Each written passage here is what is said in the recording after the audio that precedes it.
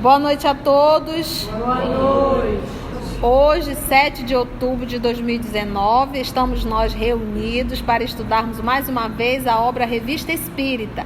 Nós estamos no mês de setembro de 1859. Setembro de 1859. Quem vai realizar todo o trabalho é a nossa querida irmã Aramita Carla, com auxílio do nosso irmão Augusto. Rogamos a Jesus e aos nossos amigos espirituais que possam conduzir mais uma vez esse trabalho. Allan Kardec vai evocar o general Roche. Luiz Losari Roche nasceu em 24 de junho de 1768 em Versalhes, na França, e faleceu no mesmo lugar, 19 de nove de 1797. Já essa evocação vai ser feita 62 anos depois da morte dele, né? Ele era um soldado francês que subiu para ser general, subiu no sentido da patente do exército revolucionário. Ele ganhou uma vitória contra as forças realistas da Bretanha e seu sobrenome é um dos nomes escritos no Arco do Triunfo. Daí, por isso que ele foi evocado. Ok. Evocação. Estou convosco. A senhora J nos disse que vos tinhas comunicado espontaneamente com ela. Com que intenção o fizeste desde que ela não vos havia chamado? É ela quem me traz aqui. Eu desejava ser chamado por vós e sabia que, dirigindo-me à sua casa, serias informado e provavelmente me evocarias. Dissestes a ela que estavais acompanhando as operações militares da Itália. Isso nos parece natural. Poderias dizer-nos o que pensais a respeito? Elas produziram grandes resultados. No meu tempo, combatíamos mais longamente.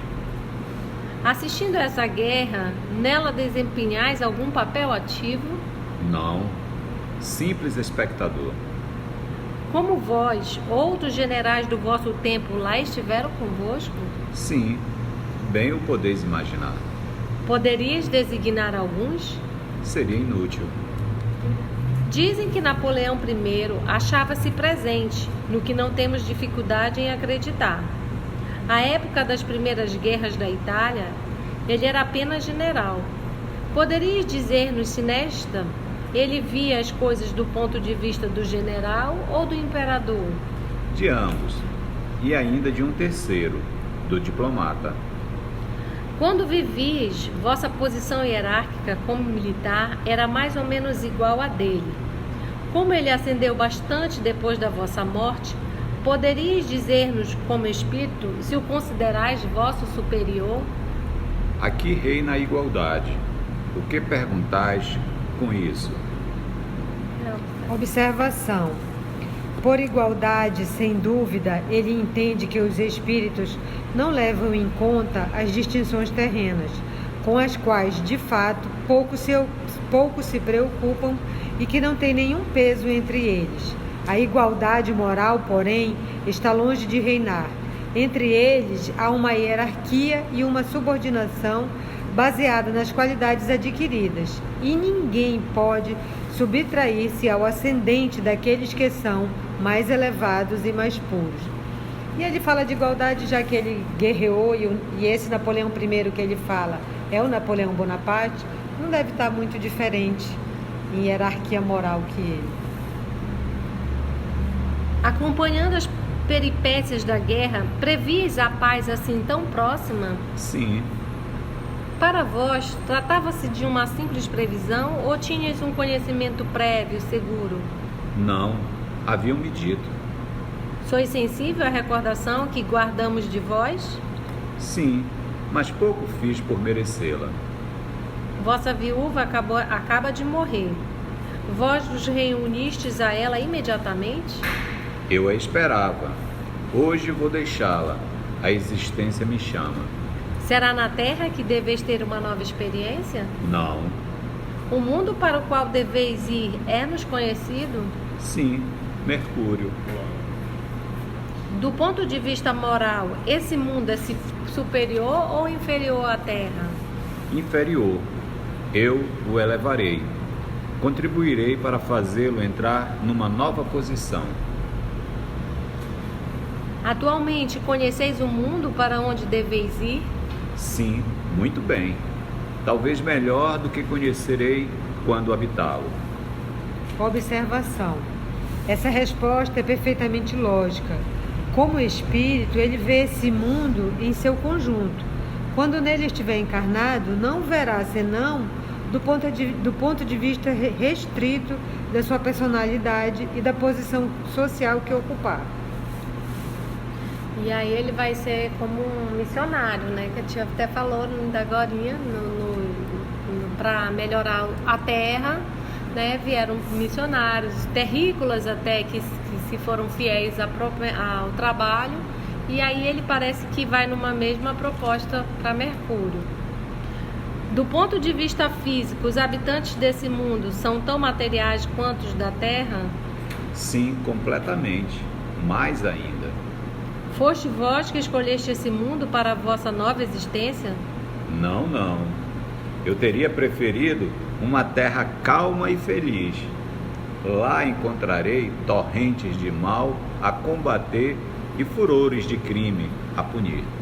Imagina o pessoal que veio da França já cair aqui nas tribos indígenas. Existe a diferença da França para as tribos indígenas no sentido da cultura, dos costumes. Mas no sentido moral é igual ou é parecido. E como ele vai dizer, olha, torrentes do mal a combater e furores de crimes a punir. O que esse cara é? Ele é um general, ele é guerreiro, ele está acostumado a mandar, a combater. Então precisa mais ou menos desse nível, mas ele já vem do lugar maior que vai elevar esse daqui. E a observação, quando os nossos missionários cristãos vão aos povos bárbaros para tentar fazer que neles penetrem os germes da civilização, não cumprem uma função análoga? Por que então nos admiramos de que um espírito elevado vá a um mundo atrasado com vistas a fazê-lo avançar? Essa existência vos é imposta por constrangimento? Não, comprometi-me com ela. Fizeram-me compreender que o destino, a providência, se assim quiserdes, ali me chamava. É como a morte antes de subir ao céu. É preciso sofrer e, infelizmente, não sofri bastante.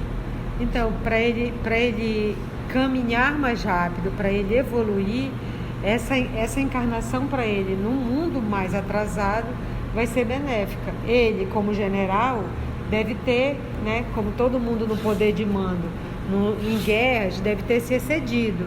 E ele mesmo diz que ele não fez por merecer as honras que ele recebe. Porque na história dele, ele morreu com 29 anos. E ele só foi elevado a general porque ele venceu uma batalha, teve um papel importante nessa batalha. E aí ele foi promovido, né? Na guerra sobe para ser general. E por isso que ele diz que não sofreu bastante. Só foi 29 anos. E aí é como ele diz, eu preferia uma terra mais calma. Mas para eu me adiantar, né, para eu caminhar, para ser mais a providência divina, olha, comprometi-me com ela. Fizeram-me compreender que o destino, a providência divina, se assim quiserdes, ali me chamava. Então ele obedeceu. Nesse ponto ele foi obediente, né? Mais atrasado. Sois feliz Imagino como que espírito? Sim, sem dificuldades. Quais foram as vossas ocupações como espírito desde o momento em que deixastes a terra? Visitei o mundo, a terra inteiramente. Isso demandou um período de alguns anos. Aprendi as leis que Deus emprega para conduzir todos os fenômenos que concorrem para a vida. Depois, fiz o mesmo em várias esferas. Nós vos agradecemos por teres atendido ao nosso apelo. Adeus, não mais me vereis. Aí vem outra. Morte de um espírita. Sociedade, 8 de julho de 1859. 24 dias só de desencarnado desse espírito. Senhor J., negociante do departamento do Sartre, morto no dia 15 de junho de 1859, era sob todos os aspectos um homem de bem e de uma caridade sem limites. Tinha feito um estudo sério do espiritismo, do qual era fervoroso adepto. Como assinante da Revista Espírita, encontrava-se em contato indireto conosco, sem que nos tivéssemos visto. Evocando-o, tivemos como objetivo não apenas atender ao desejo de seus parentes e amigos, mas testemunhar-lhe pessoalmente a nossa simpatia e agradecer-lhe as gentilezas que de nós houve por bem dizer e pensar. Além disso, para nós era motivo de estudo interessante do ponto de vista da influência que o conhecimento aprofundado do Espiritismo pode ter sobre o estado da alma após a morte. Então, antes de evocar, ele explica, né? Ele coloca essa evocação, porque ele sempre coloca, essa evocação foi em julho e ele tá se reportando na revista de setembro. Então, ele primeiro faz os estudos, toda sexta-feira ele tinha as evocações, os estudos, e ele selecionava e colocava na revista. E antes de colocar na revista, ele faz um preâmbulo para dizer o porquê. Ele não fazia, como era muito comum naquela época, as evocações frívolas, só para deleite, só por prazer. Então, ele evocava no sentido de estudo. Então, qual é o objetivo de evocar o Sr. J 24 dias após o seu desencarne? Primeiro, ele começou a estudar o Espiritismo, ele era assinante da Revista Espírita, e aí ele diz, né, vai agradecer, que ele falava bem do Kardec, e aí por isso ele evocava, e para ver também se o conhecimento aprofundado do Espiritismo qual é a influência que pode ter no estado após a morte. Evocação. Estou aqui há muito tempo. Jamais tive o prazer de vos ver. Contudo, reconheceis-me? Reconheço-vos, tanto melhor quanto frequentemente vos visitei e tive mais de uma conversa convosco, como espírito, durante minha vida. Observação. Isso confirma o fato muito importante do qual tivemos numerosos exemplos das comunicações que os homens têm entre si, mau grado seu, durante a vida. Assim, durante o sono do corpo, os espíritos viajam e se visitam reciprocamente. Ao despertar, conservam intuição das ideias que brotaram nessas conversas ocultas, mas cuja fonte ignoram.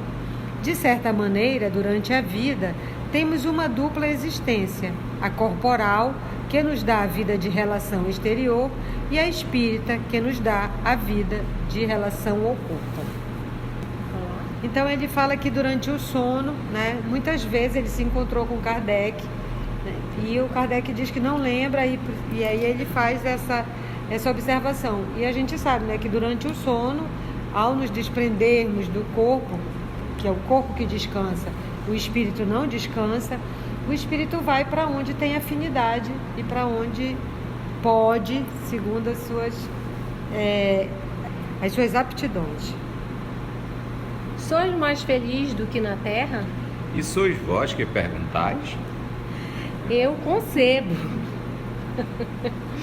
Entretanto, desfrutáveis de uma fortuna honradamente adquirida, que vos proporcionava os prazeres da vida. Tinhas a estima e a consideração obtidos pela vossa bondade e pela vossa benevolência. Poderias dizer-nos em que consiste a superioridade de vossa felicidade atual? Consiste, naturalmente, na satisfação que me proporciona a lembrança do pouco bem que fiz, na certeza do futuro que ele me promete. E contais por nada a ausência de inquietudes e os aborrecimentos da vida? Os sofrimentos corporais e todos os tormentos que criamos para satisfazer as necessidades do corpo?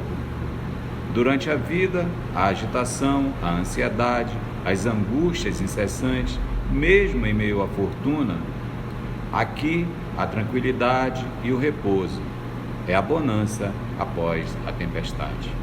Então, que por mais feliz, que por mais ele tenha sido um homem de bem, tivesse fortuna, tivesse uma vida confortável, estando encarnados, a gente sofre as vicissitudes de um corpo encarnado.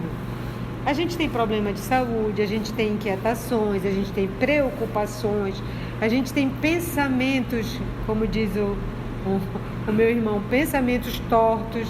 Então, essas inquietudes, ele disse, e lá não, a visão se amplia, a certeza. Então, é por isso que ele diz, e contais por nada. 6 semanas antes de morrer, afirmava ter ainda 5 anos de vida. De onde vinha essa ilusão quando tantas pessoas pressentem a morte próxima? Um espírito benévolo queria afastar da minha mente esse momento que, embora sem o confessar, por fraqueza, eu o temia, não obstante o que já sabia sobre o futuro do espírito. Era isso? Que fofo, ele apesar de ele saber do futuro do espírito, porque ele estudava, ele era assinante da revista Espírito, ele tinha medo de morrer. Sim, mas o que aconteceu com Aí o um espírito benévolo disse para ele que ele tinha mais 5 anos. Para ele descansar. Ele tinha 5 anos e ele tinha 6 semanas. É só uma mentirinha boa. Te preocupa, tu vai demorar. Isso Aí demora. a gente pergunta, lembrando do livro Renúncia, isso é mentira? Não, O que é mentira? Só mentiu, O que é a mentira? A mentira é quando eu falo algo para me beneficiar. Isso é uma mentira. Nesse caso não foi uma mentira. Não. Ou seja, não acredito. Nem nos espíritos. 5 anos. Melhor nem perguntar. Porque assim, a gente, aí como ele diz, né? Estamos encarnados. A influência da matéria. Querendo ou Eu não. acho que é legal que eles, por fraqueza, A eu lei, temia. não, e a lei de conservação E a faz gente fala assim, influência da matéria, por exemplo, se de repente aqui eu dou um soco no Augusto, vai doer, não vai? Vai. Essa dor não vai influenciar nele? Vai. É a influência da matéria. É a influência da matéria. E se o espírito diz, tem 5 semanas, começa aquele tumulto, aquela correria. Não, e eles não falam. Na verdade, o dia, a hora, Vamos só despedir, Deus preparar. sabe. Vamos despedir, preparar. Olha, o espírito chegar e falar assim, eu me recordo uma vez um espírito falou, através do nosso intermédio, por sinal, e ele disse assim, falta tão pouco. E aí a pessoa não desencarnou não, a pessoa está encarnada, não sei se ainda está encarnada. Mas a gente para para pensar e diz assim, será que ele falou falta tão pouco para a pessoa desencarnar ou falta tão pouco para ela finalizar a expiação dela? Talvez às vezes é a última encarnação que a pessoa está expiando. Falta tão pouco. E quando se fala em dor, a gente pensa na dor do momento, na dor do corpo físico, na dor da situação. Mas esses espíritos, quando eles falam, eles estão verificando o conjunto. Entendeu? O espírito, a minha vida como espírito, não minha vida como personalidade. Então tenhamos muito cuidado com perguntas que possamos fazer para os espíritos, porque eles são danados, né? Havias vos aprofundado seriamente na ciência espírita. Poderias dizer-nos se ao entrar no mundo dos espíritos encontraste as coisas tais como se vos afiguravam? Aproximadamente a mesma coisa, exceto algumas questões de detalhe que eu havia compreendido mal. Então não é que o ensino foi errado, foi ele que não entendeu. Não entendi muito bem. entendi, né? A leitura atenta que fazieis da Revista Espírita e de O Livro dos Espíritos vos auxiliaram muito nisso? Incontestavelmente. Foi sobretudo o que preparou a minha entrada na verdadeira vida. Show, maravilha. E os espíritas de hoje estão preparados? Tá aqui, Eu vou fazer Mas o vou fazer a história do conselho, espírito né? dela, mais ou menos. Mas o conselho do espírito de verdade são 2: espíritas, amai-vos, espíritas, instruí-vos. Porque você precisa das 2 asas, né? Da moral e do conhecimento. Mas quem vai... Por que a do conhecimento vem primeiro? Porque através do conhecimento você consegue divisar quantas opções você tem. Você consegue enxergar melhor e escolher melhor. Por isso que tem que instruir. E esse conhecimento, como ele diz, olha, preparou a minha entrada na vida verdadeira. Experimentastes um sobressalto qualquer quando vos encontraste no mundo dos espíritos?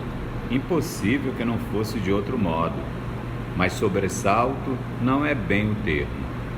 Admiração de preferência. É tão difícil fazer uma ideia do que possa ser isso. Não, e é interessante que a gente fala assim, né? A gente vai fazer o estudo do Nosso Lar. Quando a gente leu o Nosso Lar a primeira vez, parecia tudo mentira, né? Quando a gente leu o Nosso Lar a segunda vez, que já tinha, olha, isso é tela de plasma. Gente, quando a gente for ler agora, a gente vai ver. Aquele negócio de se ver numa televisão, o outro tá em outro lugar e aqui, a gente já faz isso. É possível. Então, eles estão sempre adiantados em relação a nós. Nós somos uma cópia de lá. Por isso que ele diz, admiração. Ele ficou, meu Deus, olha lá, e nós ainda estamos andando aqui, a gente já está de aeróbos, né? E tem aqui uma observação. Aquele que, antes de habitar um país, o estudou nos livros, identificou-se com os costumes de seus habitantes, sua configuração, seu aspecto por meio de desenhos, de plantas e de descrições, sem dúvida fica menos surpreendido do que aquele que não possui nenhuma ideia. Entretanto, mostra-lhe a realidade uma porção de detalhes que ele não tinha previsto e que o impressionam. Deve dar-se o mesmo no mundo dos espíritos, cujas maravilhas não podemos compreender, porquanto há coisas que ultrapassam o nosso entendimento. Aí eu me lembrei da nossa leitura de Júpiter, né? Cada um de nós, quando fez aquela leitura de como era o mundo no Júpiter, o pessoal já se transportava nas casas, a casa do mundo. Se a gente chegasse lá, a gente ia ter, né? Aí, porque ele pergunta assim, e nós, o que nós seríamos em Júpiter? Ele diz, menos que macacos. Então eu disse, Jesus, eu não dou nem para ser macaco em Júpiter. Imagina isso. Quando chega lá, a gente ia ficar maravilhado. Deixando o corpo, vistes e reconhecestes imediatamente os espíritos que vos cercavam? Sim, e espíritos queridos. Que pensais agora do futuro do espiritismo? É porque pula do 8 pro 10, né? Não tem o 9, né? Só erro. Não, tinha erro. Que pensais agora do futuro do espiritismo? Um futuro ainda mais belo do que imaginais, malgrado vossa fé e vosso desejo. Vossos conhecimentos no tocante aos assuntos espíritas, sem dúvida, vos permitirão responder com precisão a algumas perguntas. Poderias descrever claramente o que se passou convosco no instante em que vosso corpo deu o último suspiro e o vosso espírito se achou livre? Pessoalmente, acho muito difícil encontrar um meio de vos fazer compreender de outra maneira o que já foi feito, comparando a sensação que experimentamos ao despertar de um sono profundo.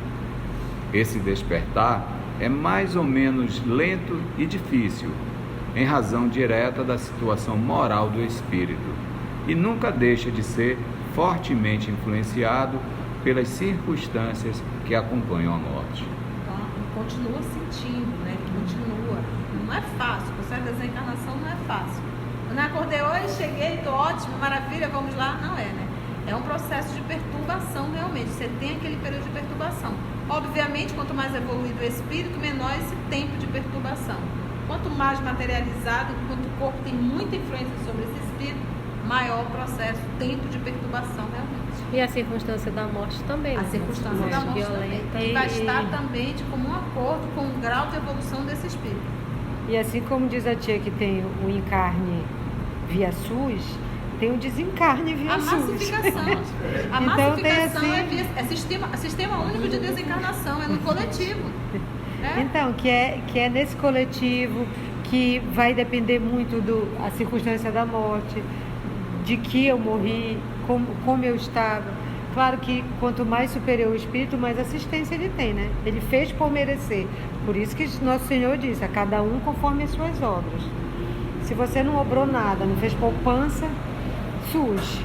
Se você obrou, fez poupança. E não há um acompanhamento desses espíritos, a desencarnação não tem como ser acompanhada, porque eles não têm o que fazer, de tão ligado que o espírito está à matéria. Então é necessária a decomposição do corpo, é necessária os vermes para que ele possa sair correndo, senão ele não deixa o corpo. Tão agarrado. E assim, não é que a misericórdia divina não queira dar ajuda, é que a pessoa não consegue alcançar ajuda. É necessário passar por isso. Observação. Isso concorda com todas as observações que foram feitas sobre o estado do espírito no momento de separar-se do corpo.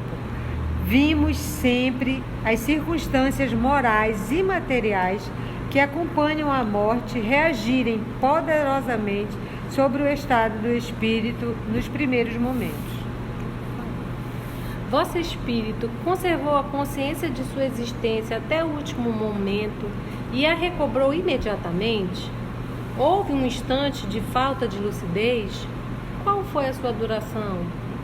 Houve um instante de perturbação, mas quase inapreciável para mim. O momento de despertar teve algo de penoso? Não, pelo contrário. Sentia-me alegre e disposto, se assim posso falar, como se tivesse respirado um ar puro ao sair de uma sala enfumaçada. Espíritos felizes, né? Basta a gente ver lá o céu e o inferno. Observação. Comparação engenhosa e que não pode ser senão a expressão da verdade. Lembrai-vos da existência que tiveste antes da que acabais de deixar? Qual foi ela? Melhor não poderia lembrar. Eu era um bom criado junto de um bom senhor, que me recebeu ao mesmo tempo em companhia de outros a minha entrada neste mundo bem-aventurado. Creio que vosso irmão se ocupa menos das questões espíritas do que vos ocupáveis. Sim, farei com que ele tome mais interesse, se isso me for permitido. Se ele soubesse o que ganhamos com isso, dar-lhes-ia mais importância. Vosso irmão encarregou o senhor B de me comunicar a vossa morte. Ambos esperam, impacientes, o resultado da nossa conversa, mas serão ainda mais sensíveis a uma lembrança direta da vossa parte, se quiserdes incumbir-me de dizer-lhes algumas palavras, para eles e para as outras pessoas que vos pranteiam. Direi a eles, por vosso intermédio, o que eu mesmo lhes teria dito, mas receio muito não ter mais influência junto a alguns deles, como outrora. No entanto, eu os conjuro no meu e no nome de seus amigos, que vejo, a refletirem e estudarem seriamente esta grave questão do Espiritismo, ainda que fosse pelo auxílio que ela traz para passar esse momento tão temido pela maior parte e tão pouco assustador para aquele que se preparou previamente pelo estudo do futuro e pela prática do bem. Dizei-lhes que estou sempre com eles, em meio a eles, que os vejo e que serei feliz se suas disposições puderem assegurar-lhes, no mundo em que me encontro, um lugar de que só terão de se felicitar. Dizei-o, sobretudo, ao meu irmão, cuja felicidade é o meu mais caro desejo, do qual não me esqueço, embora eu seja mais feliz. Olha, não esquece do irmão. Está o irmão e o senhor B esperando essa resposta. Estão lá fora. O Allan Kardec pede para eles, né? E vai dar um recado para o irmão dele, para o senhor B, que esperam lá fora. Eles estão numa mediúnica para dar. E ele manda dar notícia de que ele está bem e manda eles estudarem. E dizer para o irmão que ele quer a felicidade dele, apesar de que ele também está num lugar bem feliz. Falando da importância do estudo, né, de refletirem e estudarem seriamente a questão do espiritismo. Essa fica a mensagem. E ainda vai ter mais perguntas, mas a gente vai deixar para a próxima aula. Ainda a evocação deste espírita que morreu. Então, assim nós conseguimos acompanhar a importância do estudo espírita no processo da desencarnação. Mas ainda uma vez reforçando o que está em O Livro dos Espíritos, que Kardec fez essa pergunta, se facilita. E os Espíritos respondeu, facilita muito quando o Espírito tem o conhecimento. Mas uma vez mais ainda te digo, o que mais vai pesar, vamos dizer assim, é a conduta moral desse Espírito, tá bom? Então agradecemos ao nosso Senhor Jesus por mais esse momento de estudo e reflexão e até o nosso próximo encontro.